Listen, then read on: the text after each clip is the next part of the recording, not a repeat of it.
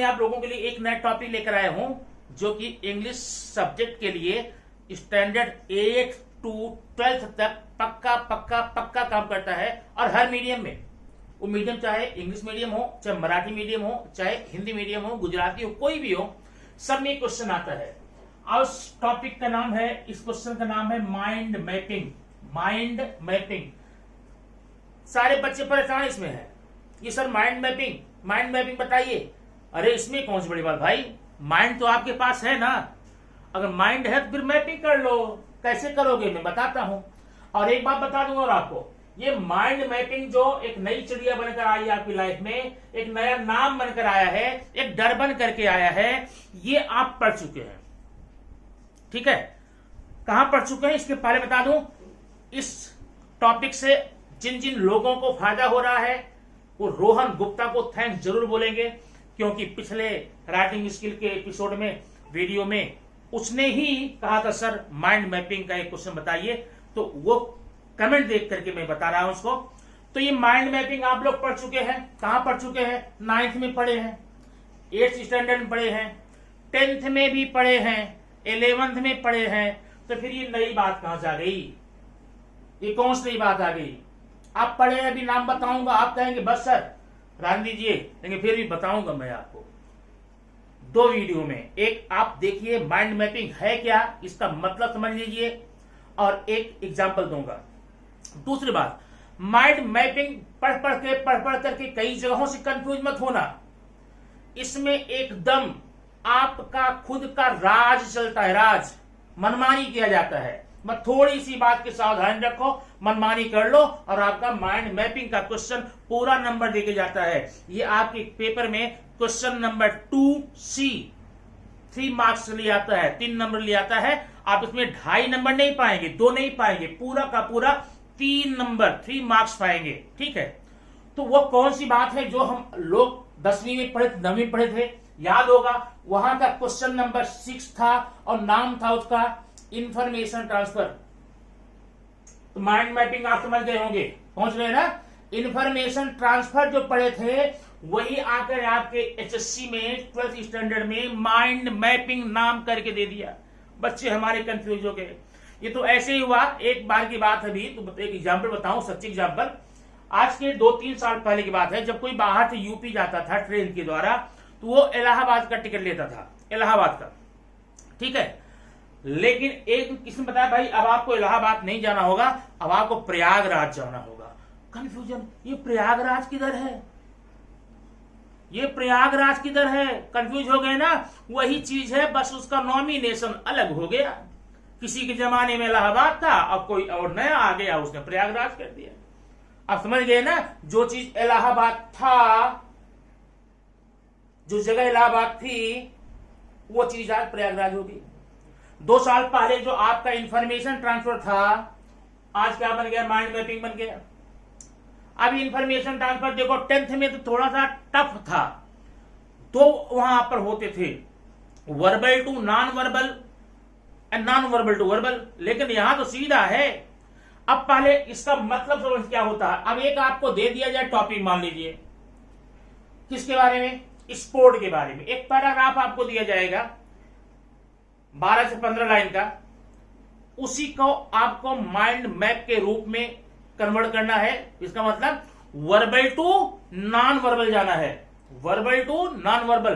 Passage दिया गया है, उसको आपको डायग्राम के रूप में पेश करना है, मैप के रूप में पेश करना है। ठीक है, अब ये कैसे करेंगे आप पर डिपेंड करता। मान लीजिए एक पैराग्राफ पढ़कर के मैंने जो माइंड मैप बनाया है ना, आपका भी वैसा ही होगा, ऐसा कुछ नहीं है। आप अपना बनाओ, बस आइडिया ले लो क्या करना है, क्या शो करना है।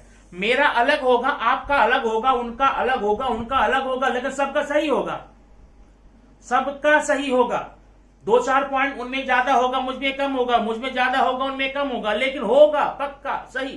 ठीक है, अब देखिए, अब एक स्पोर्ट का एग्जांपल मैं लेता हूं। एक पैराग्राफ आपको दिया गया है, उसमें स्पोर्ट्स के बारे में बताया गया है, उसके क्या बेनिफिट होते हैं, स्पोर्ट्स के क्या क्या टाइप होते हैं, आउटडोर गेम है, इंडोर गेम है, उससे क्या क्या लाभ होते हैं, कौन कौन से नाम होते हैं उसके, और कहां कहां खेले जाते हैं, किस जगह खेले जाते हैं, उनके खिलाड़ियों को क्या बोलते हैं, किस चीज से खेलते, ये सारी बातें एक पैराग्राफ में आपको दी गई है।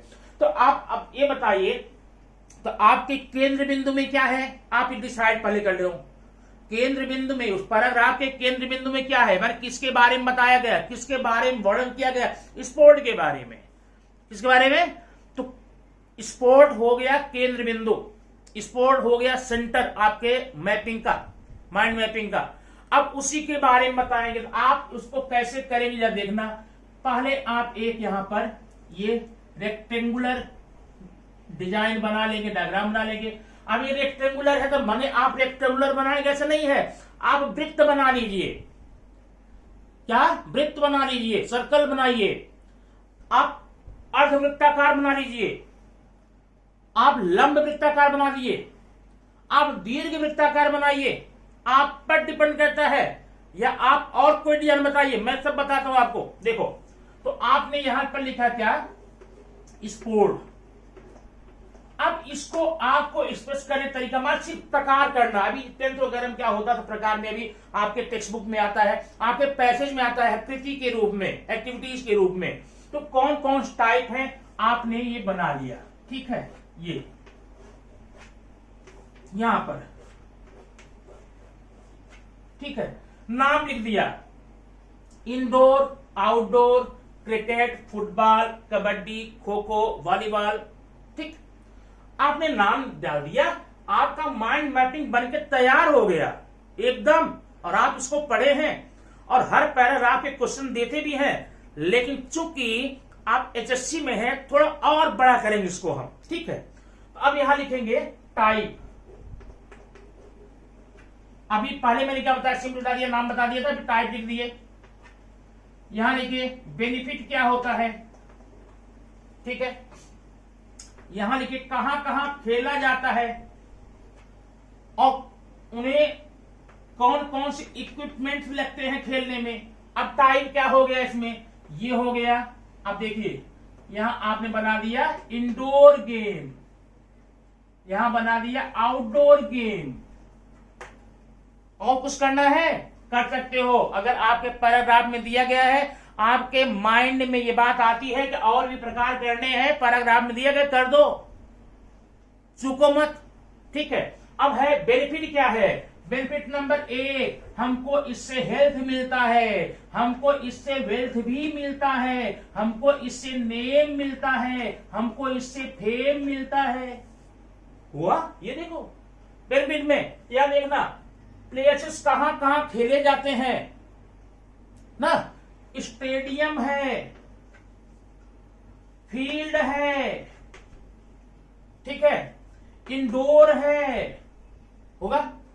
और आगे इस प्रकार कौन कौन से इसमें खेलने माने खेलते समय कौन कौन से इक्विपमेंट लगते हैं। यहां लिखिए बैट है, फुटबॉल है, वॉलीबॉल है, नेट है, बॉल है, स्टंप है। अरे हो गया आपका माइंड मैपिंग भाई, हो गया, है ना। इस प्रकार से आप करके किसी भी पैराग्राफ का माइंड मैपिंग बना करके पूरा नंबर लो। बस ध्यान रखना, ये जरा आप साफ बनाना, क्लियर बनाना, ठीक है ना।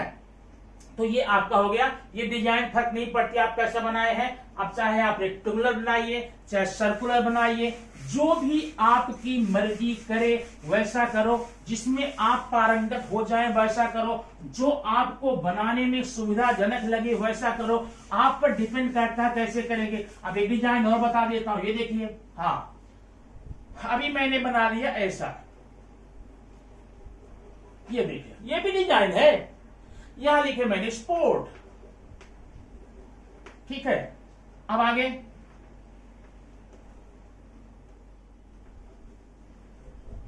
ऐसा देखो, यहां लिखे इंडोर, आउटडोर, माने वही चीज है, बट डिजाइन आपको बनाने का फर्क पड़ता है, बनाने का अंतर है। वो आप पर डिपेंड करता है आप कैसा बनाते हैं। वो मैं आपको नहीं बताऊंगा आप ऐसा ही बनाओ, नहीं, ऐसा कुछ नहीं, ऐसा वैसा कुछ नहीं बनाना है, जैसा आप बनाए। ये देखिए अगली डिजाइन मैंने ऐसा बना लिया, ऐसा बना लिया, ऐसा बना लिया, ऐसा बनाया, ऐसा बनाया। इसका फिर प्रकार मैं करूंगा ऐसे, यहां पर एक, यहां पर एक, यहां पर एक, यहां पर एक, बराबर। तो ये तो आपका माइंड मैपिंग है, इसमें कौन सी बड़ी बात है। अब ये आपके एग्जाम में आएगा कैसे ये बता दूं। एक तो हो सकता है कि आपको पैसेज दिया जाए, पैराग्राफ दिया जाए जो 12 से 15 लाइन का होगा, उसमें बता दिया जाएगा इस पैसेज के आधार पर आप माइंड मैप तैयार कीजिए, आप उसको कर लेंगे। ठीक है, अगर ये बात आपको समझ में आ गई है आप कमेंट बॉक्स में जाकर जरूर बोलिए। अगर कोई दिक्कत है तो आप वो भी बोलिए, मैं नेक्स्ट वीडियो में आपको कंफर्म करूंगा। लेकिन हाँ, ये तो मैंने बता दिया कैसे बनाया जाए। अब इसका एग्जाम्पल भी मैं दूंगा आपको अगले वीडियो में अच्छे समझने के लिए। आगे के कम से कम 2 एग्जाम्पल आप लोग देख लेंगे और तीसरा खुद अपने मन से कर लेना। 3 नंबर आपका पूरा का पूरा हो जाएगा और मुझे खुशी मिलेगी, आपको मार्क्स मिलेगा नहीं।